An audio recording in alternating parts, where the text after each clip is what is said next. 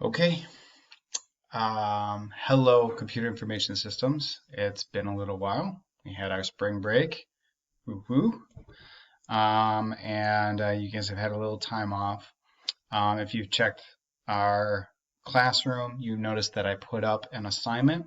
It's kind of a more generalized assignment, the COVID-19 reflection assignment. Please make sure that you look at that, read the instructions. I know that I wrote a lot, but I did think that it was important to kind of set the stage. I think that it is important when we're going through an experience that's as unique and potentially stressful as this, that we need opportunities to kind of think about it, to put those thoughts in writing, to reflect on what this kind of means.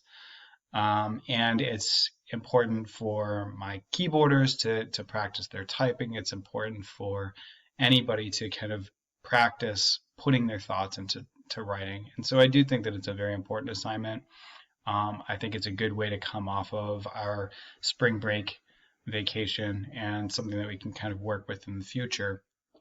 But I do want you to know that when you read this, and I wanted to highlight the fact that I do not want you to answer these like a list of questions, okay?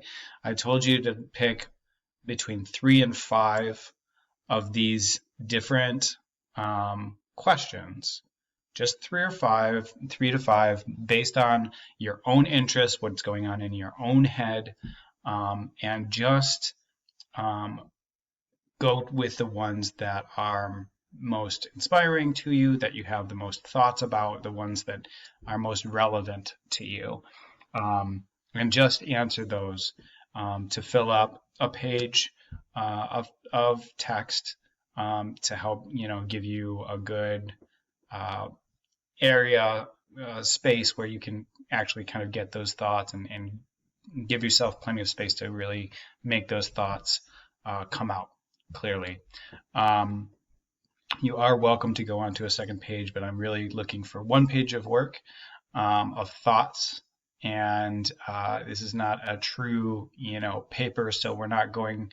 I'm not super concerned about, structure. If you're an upperclassman, you probably want to just be practicing good paper structure just as an opportunity, because you should always be practicing those things. I'm talking about like an introduction and conclusion.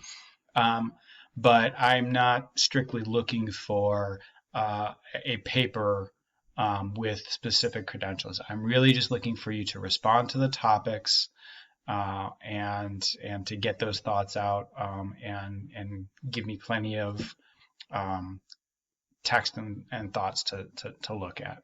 I'm looking forward to hearing your feedback and what your experience is. So please, feel free to, make sure that you're open and honest, and this is an opportunity for you to get some things, maybe some blow off some steam. Okay. So if you have any questions about it, by all means, let me know. You can do it in small doses. I put the due date for next Friday, but if you're working on it and you turn it in, it's all good. Okay. All right. So next thing that we're going to do, we're going to go back into Excel. We're going to kind of reacquaint with where we left off, and I'm going to show you that. So the important thing here with activity 8 is we were talking about two different things. We were talking about formulas and we were talking about functions. So a quick review here. When I click on each of my cells, I can see the number that's being displayed, but behind some of those numbers, I have what are known as formulas or functions. Okay? The difference between a formula and a function is that a formula uses either cell references or it uses numbers, okay? It uses math operators like plus and minus, okay? Whereas a function uses a code word, okay? That code word for this function is sum. And what happens after that code word is always the same. We always begin with a parentheses, and what happens in here is a list of what are called arguments.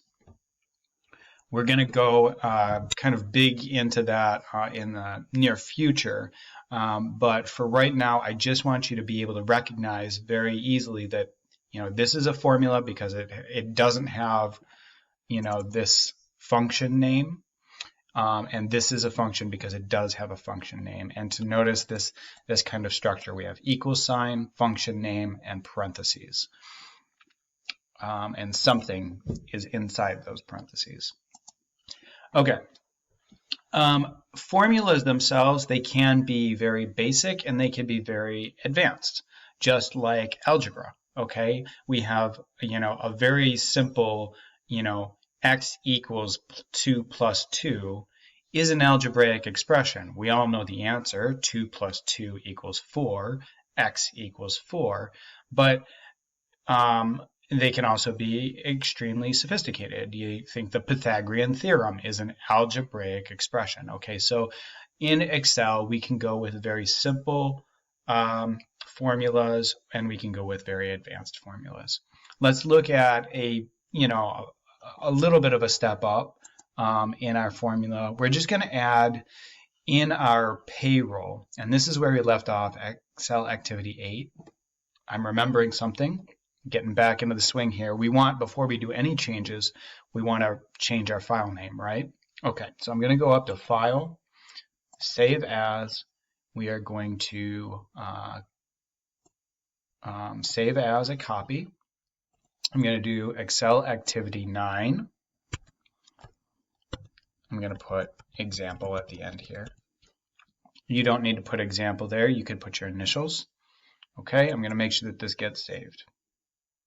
Please try again in a little while, whatever that means. Okay, you guys rename it. Hopefully you're not going to have that same, let me just, that was a really weird message. All right, Excel activity 9.example. Okay, I guess I waited a little while enough, so now it's ready to go. Here we go. First thing that we're going to do is we are going to insert a new column between D and E. The way I'm going to do this is just simply clicking on the E and doing insert columns. This is always going to insert the column to the left of where I had selected. So now I've got a new E that's blank and everything else got shoved over to the right. Okay. What we're going to do over here is we're going to put in overtime hours. I want to make sure that fits, so I'm going to kind of open this up a little bit. And here, what I want to do is I want to put in any hours that are over 40, we're going to count as overtime hours. Okay, this may or may not be how it works in your particular workplace, but it's a good kind of common way that overtime hours works, is anything over 40 hours a week might be overtime.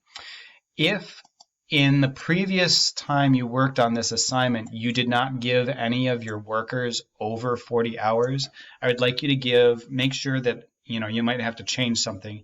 I want you to make sure that at least 2 people have some overtime hours. That's hours above the number 40. So how we're going to do this, if you see here, I put myself as having 45 hours. I'm going to change that to 40, and I'm going to put my overtime hours here as 5. I put my wife as having 50 work hours, so I'm going to put her down to 40, and I'm going to say that she had 10 overtime hours. Remember that in Excel, it's not good to leave blank cells, so we're going to go ahead and we're going to put 0 next to anyone who does not have overtime hours. We got to do a couple of things here to make this look right. Okay, so first off, these are not dollar amounts. It's thinking that it should be dollar amounts because it's carrying over the formatting from around it. So we've got to change this. I'm going to highlight from E2 down to E7, and I'm going to look here in my number area, and I'm going to change this to a number. Okay? By default, it's giving me some decimal points. we could keep track of partial hours. In fact, some workplaces do, but for simplification, I want to take these back down to just whole numbers. All right, so I'm taking the decimal points off. Down here, we've been adding a function to determine our totals. We can do this very easily and just cover up this gap by clicking on one of the cells here that has the number, so D7, and remember our fill handle. I'm going to drag my fill handle across to the right, and I should see a total number of overtime hours. All right, now I want to pay my workers a little bit more for their overtime. So in some workplaces, they might have what's called time and a half, where you get 50% more of your pay rate.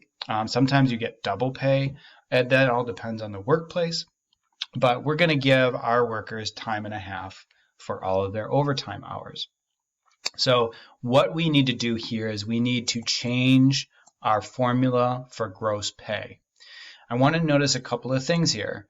So first of all, this formula, if you remember, we created a new column in E. You'll notice that F, it wasn't affected by that change. Microsoft Excel knew to shift the formula over, and so we're still getting the correct numbers here, even though we added a column. So that's good. That's important. We wouldn't want to always have to reshuffle everything after the fact. Now we're going to go ahead and we're going to change this formula to be a little bit more advanced. In order to look at this, I'm going to actually double click on F2, and that's going to change this to my formula editing mode. Okay, I'm not seeing the number, I'm seeing the formula. To find my overtime hours, first off, I'm going to take my normal formula. So I've got my work hours times my rate of pay. So that's C2 times D2. And I want to add to that. So I'm going to go ahead and I'm just in this formula, and you might have to try this a couple times to get it to work right. At any point, if you don't like what's happening, you can press the escape key and it will bring you back to where you started. Okay, it's only when you press enter that it's going to accept the new formula. Okay, so I double click back in here, and here's my formula. I'm going to press plus C2 times D2 plus, now I'm going to take my overtime hours, in this case it's 5, and I'm going to multiply that by my rate of pay, which is also going to get multiplied by, and here we're going to mix a cell reference with a real number. That real number is going to be 1.5. So that's adding time and a half, 1.5 times my rate of pay. There's different ways that you could write this formula, but this one works if we're using PEMDAS. And it is important to note that Excel uses PEMDAS the way that you learned it in school. Parentheses, exponent, multiplication, division, addition, subtraction. Okay, so this addition right here is going to happen after all the multiplication. This will get me my correct number. Okay, I'm going to tap enter to get my new gross pay, and I am going to drag that formula down using my fill handle all the way down to F6. Now you might ask, why would I bother doing that? Both, Xander, Remy, and Gary, they don't have overtime hours. We still want to make sure that we do that function all the way down.